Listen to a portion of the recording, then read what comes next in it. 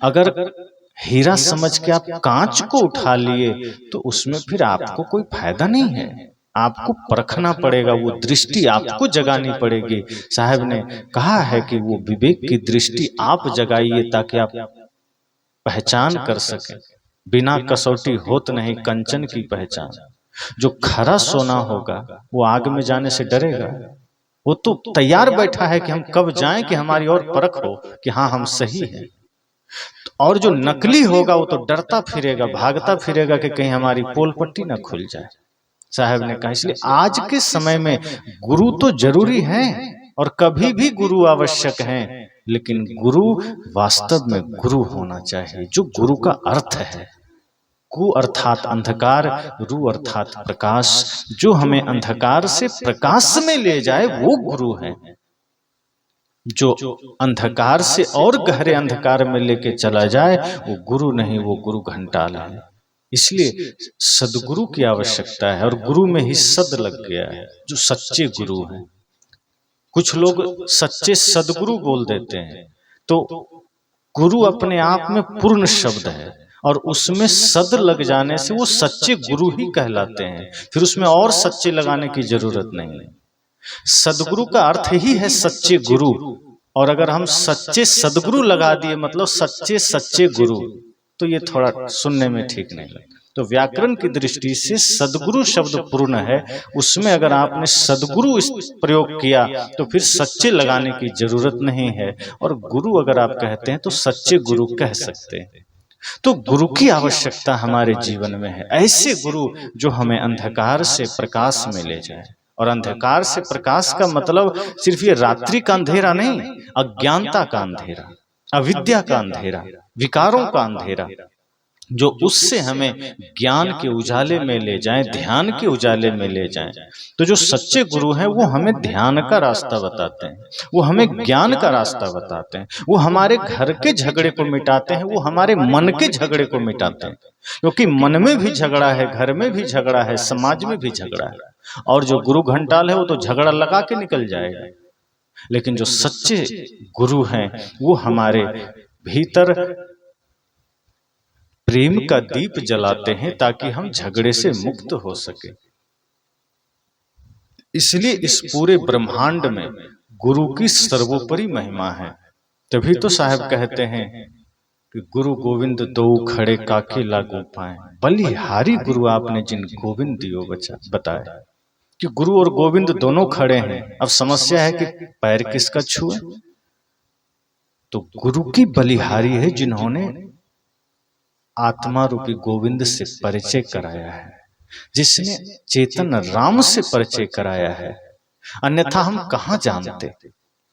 तो गुरु की महत्ता है, गुरु की बलिहारी है, इसलिए पहले तो गुरु का ही चरण छूना है।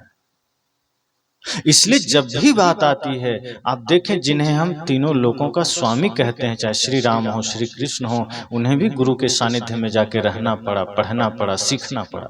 गुरु उनसे भी ऊपर है, इसलिए गुरु की पूजा सर्वोपरि होती है, सबसे ऊपर। जब वशिष्ठ मुनि आते थे तो राम जी खड़े हो जाते थे, राजा थे, सर्वोपरि राजा थे, लेकिन खड़े हो जाते थे, सिंहासन पर बैठाते थे, चरण पखारते थे, चरणामृत लेते थे। ये राम जी की मर्यादा थी गुरु के प्रति, ये उनकी श्रद्धा थी, क्योंकि गुरु सर्वोपरि होते हैं, इसलिए गुरु से बड़ा कोई नहीं है। 7 दीप 9 खंड में गुरु से बड़ा न कोई। करता करे सो कर न सके, गुरु करे सो हो।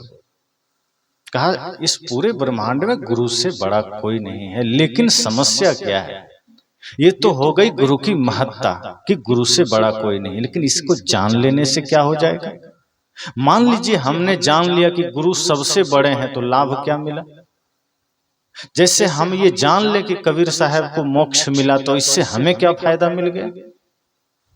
आपका भी यहाँ खेती धान की चल रही है, या आप धान बोया गया, आपके पड़ोसी के खेत में बहुत बढ़िया फसल है, और आप वहीं बगल में बैठ के हाथ जोड़ के प्रशंसा कर रहे हैं, वाह क्या फसल है, क्या सुंदर धान है।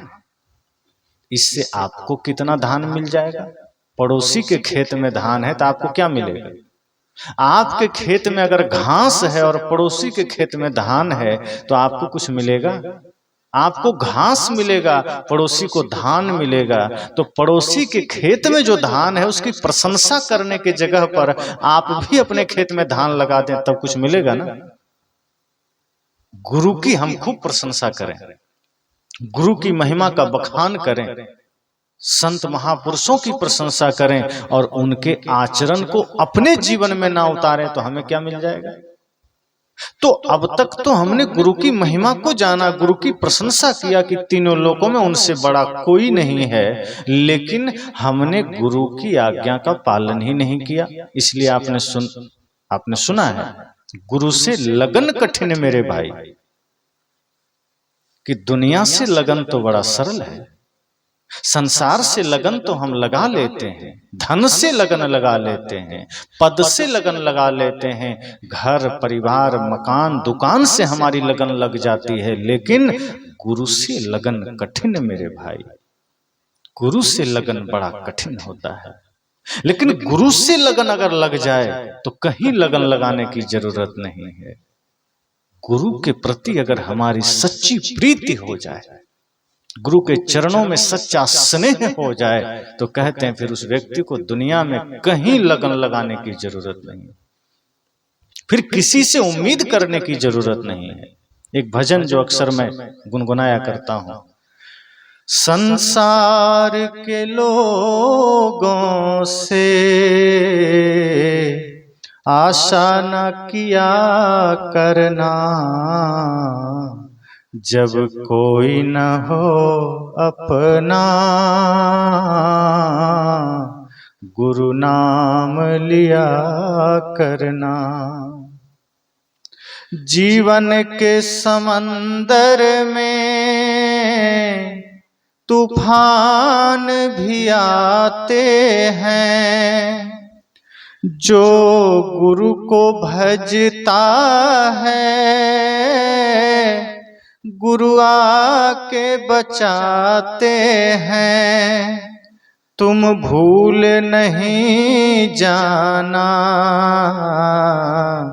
उन्हें याद किया करना, जब कोई न हो अपना, गुरु नाम लिया करना। तो गुरु की महिमा इतनी है, हम उनकी प्रशंसा करते हैं, लेकिन जरूरत पड़ने पर हम गुरु से अलग भी हो जाते हैं।